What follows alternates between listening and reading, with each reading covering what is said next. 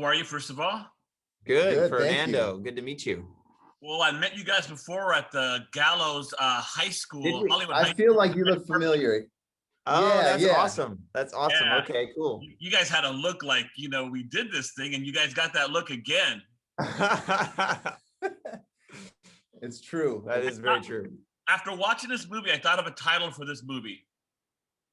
Held with 2 L's. Yeah. I like that. I like that. That's Because great. That's Jill great. and Bart, they went through some hell. Yeah, they did. Yeah, they sure did. They definitely did. It was not a lot of smiling, happy scenes in the movie, are there? No. When you guys were looking at playback, like the first day, were you guys like, they're perfect. They're perfect together. They're like the ones.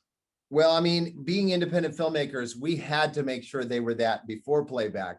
So thankfully, we had worked heavily with Jill in developing the script, and we had met Bart and really saw that he could really play this part. And then they got together and met to see if there was collaborative, chemistry, and there was. And we just knew that we had some really talented actors.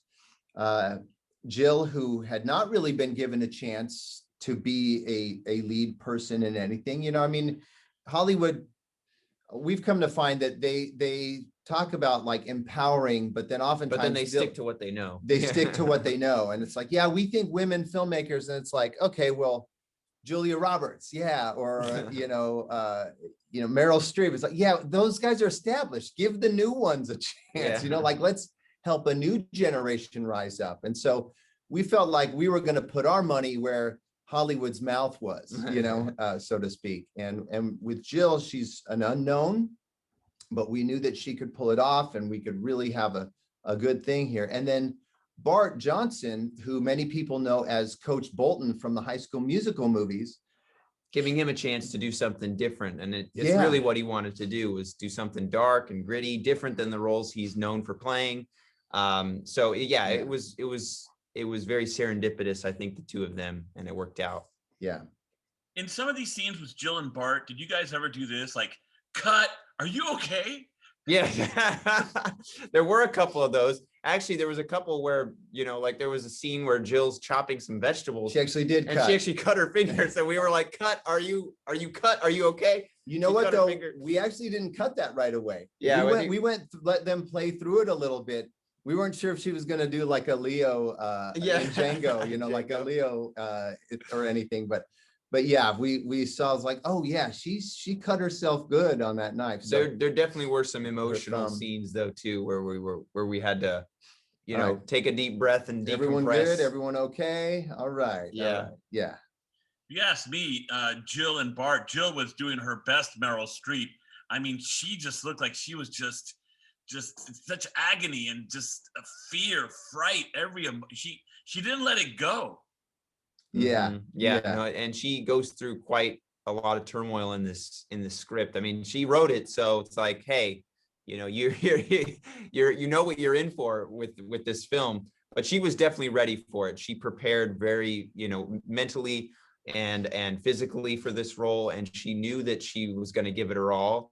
And a lot of the experiences in the film and the Me Too kind of messages and themes are very personal to her. Yeah. And so she really did not want to hold back at all, didn't want to pull any punches. Would you guys do different or learn from Gallows to Held?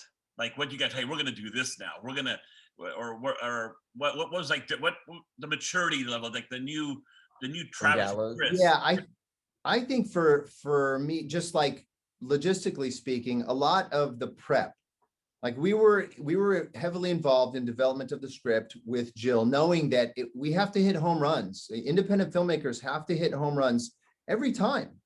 And we have to show improvement from the last time, because some people may say, oh yeah, you did this one movie that was great and it did big at the box office or whatever based on the budget, but we have to show that we've improved, that we are better than just the one thing. It's like Steve Jobs and Apple. It's like always looking to the next thing in the future. So we had to make sure that in pre-production, we weren't overshooting. We weren't spending on any time on things that were going to, be wasted. Because on the Gallows 2 that Lionsgate released in 2019, we had like 20 minutes of footage that we tossed, and we were like, we could have saved so much time and money in production if we just knew in the script stage to eliminate those things. We did that. We were very specific with that in how we helped guide the script with Jill writing it, so we wanted to make sure we could produce it, that we weren't wasteful in any way, and that we could put every resource toward what was actually going onto the screen. Yeah. So Travis, are you an Alfred Hitchcock fan? I do love a good Hitchcock. My dad introduced me when I was younger. There's one specific one that he had me watch just to really teach me about tension. And it was the one where he cuts off. It's a short film, right? It was a short film. I forget the name, but I remember it's like every time you light a lighter, if it lights, you're okay. But out of 10 times, if it doesn't light once, Alfred Hitchcock could chop one of your fingers off.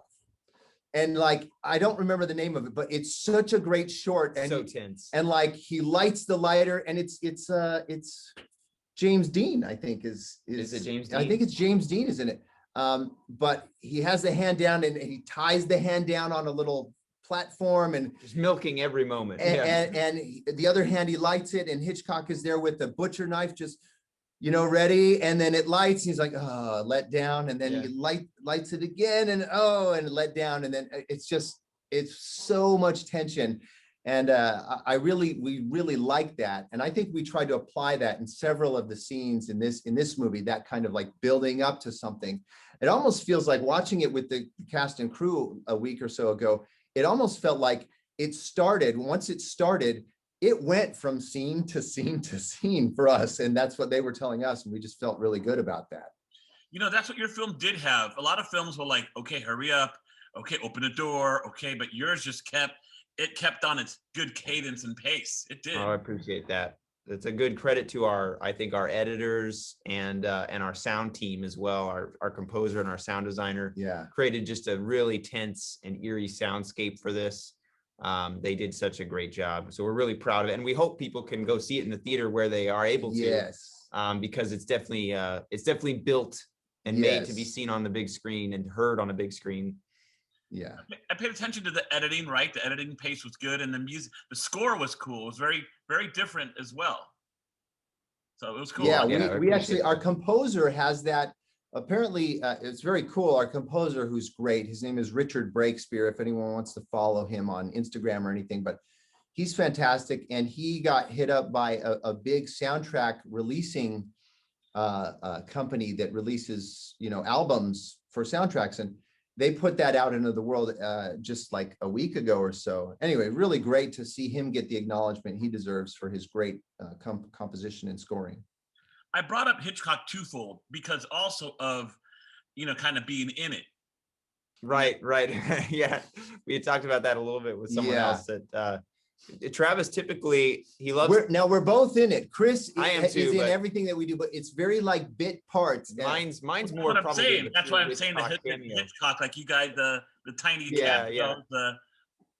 mine's blink and you miss it, but Travis's role is a little bit more substantial. But usually it ends up doing, not only does Travis like to act, but it's almost typically because of a producerial need. Like we don't have the budget for this person, or we don't have a stunt man for this or whatever. I'm a great default character or actor that I can, and it simplifies things in a lot of ways. And being intimately familiar with the story, I feel like oftentimes I can know the nuances that will be needed on camera or in the moment, so that it's easier to just do them. Putting on my actor's hat and doing it from an actor's perspective. Or actor's mask. Yeah, exactly. Actor, all that stuff. Yeah. Hey, so talk about the mask. So that's why I put it up here. It's a dope mask. Yeah. There you go. So where'd you get it? How'd you get? Yeah, it's dope. It's dope. So we have I love the crooked nose. I love the, we have a great prop maker here, Rob Vargas Studios. Yeah, he's done a lot of our stuff. He helped with the Charlie Grimmel Hangman mask on Gallows 2 and some other cool ones. With this one, we specifically wanted something dark, but also we wanted it to have kind of some meaning to it. We actually modeled it after or referenced it. The reference was David, the statue of David, which is commonly referred to as the perfect man. Yeah, like the model of a perfect, masculine physique and facial structure. So that was after you see the film, especially, you can kind of understand some of the themes and the ties with that. But yeah, we think it turned out pretty creepy, and on the poster too, it looks great. The Very team menacing. the team with Magnolia did a great job. Dig it. You know, this film now it's a boost for Jill, for Bart, for you guys to like Hollywood just quit using the same people over and over again. I mean, what a great business card and love letter. What a great job you guys did. Well, thank you. Man. We appreciate that. And it definitely something we tried to do with this movie was give different people a shot and try to do some stuff that they might not be known for. Yeah. People getting a chance to rebrand in an industry that quite often and quite frankly pigeonholes. Yeah. You know, I mean, for example, we are planning on filming like a comic book style action comedy in the vein of Rush Hour. Like that's what this motorcycle is. I've just wrapped this thing as an indie guy. I'm wrapping motorcycles to try to get, we're doing all this stuff to try to make really great content. But it's nice to see that these people and us are taking and giving ourselves a chance to show the diversity that we can put out into the creative arena. And you kind of have to force people to see that you're capable of a lot bigger things than you're known for. And I think we did a good job of that. Thank you for your compliments on that. That helps us feel like, okay, we have done it. We have accomplished we're that. going in the right direction. We're going in the right direction. So, hey, last question is going to be this. I love the set design. I love when you went into the surveillance security room that it was a 1950s, like, monitor, and like, it was like, it had that kind of feel. So I love that little, not so high tech like every movie. I'm like, you guys threw it kind of Matrix. You threw it backwards a little bit. And I like those little details. Yeah. I appreciate that. We definitely tried to incorporate what we call futuristic vintage is our term we're using, but it was definitely, budgetary constraints made it so that we had to keep it conservative on the tech aspects. We couldn't afford, any big CG sequences or things like that, and having, the futuristic stuff had to be reined in. Even though realistic. I think we did a good job with what we had and making it feel bigger than. But we also like the vintage aspects because they're creepy and they're eerie and they work well. Obviously, once you see the movie with some of the themes, and of course the social and political themes involved. It's like some people aren't willing to let go of the past while yet still embracing the future. Yeah. So and also, it's all those things essentially, but showing that you need to kind of let go of some of those things that we hang on to have a better future. So that's kind of the vibe we were feeling with that. Also, a big studio, big budget would never think of that. They'd be like, how can we spend $3 million for that closet versus you guys, spent 10 grand or whatever to make that. And it looks dope. Right. Yeah. So probably not. Probably not even $1 grand. Yeah. I was pumping it up.